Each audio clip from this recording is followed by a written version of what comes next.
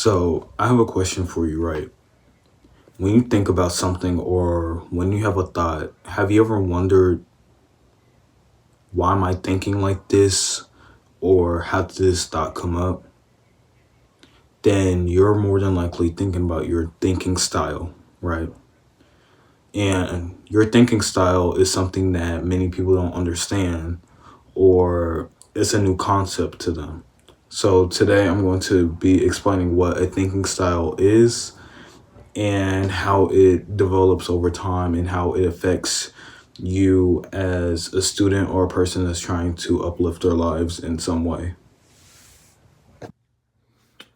Okay, so you can see right here that I made four distinctive thinking styles that I believe that many people have. So I want to see if you fall under any of these thinking styles.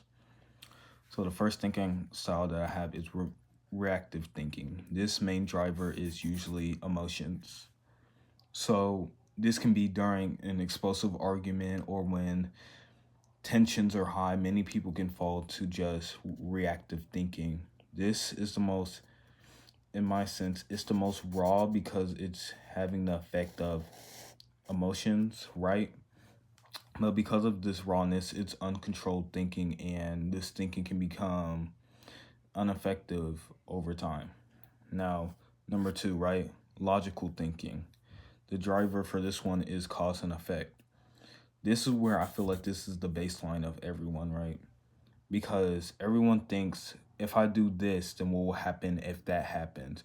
Or if I do this, then what will X happen? So this thinking style is very good for if you want to really think about a decision before you make it, right? Number three, strategic thinking. Oh dang. Okay, I'm just strategic thinking, right? This type of thinking style is when you're trying to position yourself in the best way possible. So think about a game like chess, right? The goal is for you to checkmate the opponent's king, but you need to also position yourself in a way where you don't get your own king checkmated, right? And then what I feel like is the highest level of thinking a person can achieve is systems thinking. This type of thinking is driven by relationships between variables. This is different from cause and effect because we're only taking two variables, the cause and the effect. But now we're describing the relationship between many variables all at once. So what this can mean is I have two decisions, and both of these decisions can play out in radically different ways. So in situation one, if I do X, I can get Y, Z, and so on. And then if I do the other situation, I can do, I can get X, Y, Z as well. So being able to differentiate between the variables is how these relationships happen.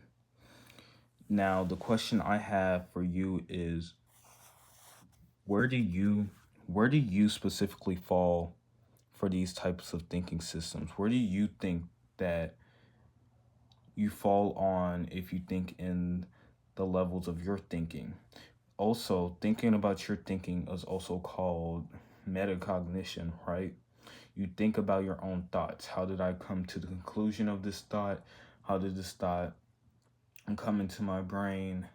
And what is this thought trying to tell me? So, in saying that, I have a question now. What do you believe is your thinking style?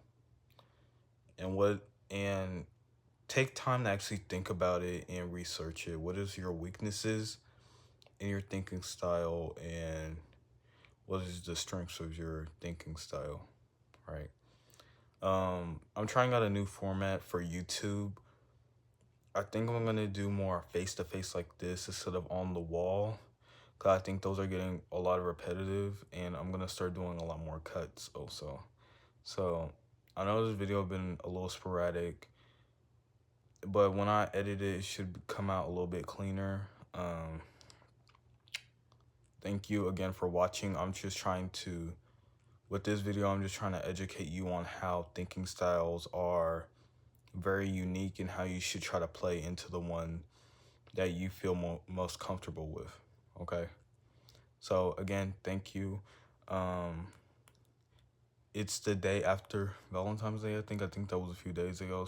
So again, happy belated Valentine's Day, because I think my last video posted on Valentine's Day, kinda ish.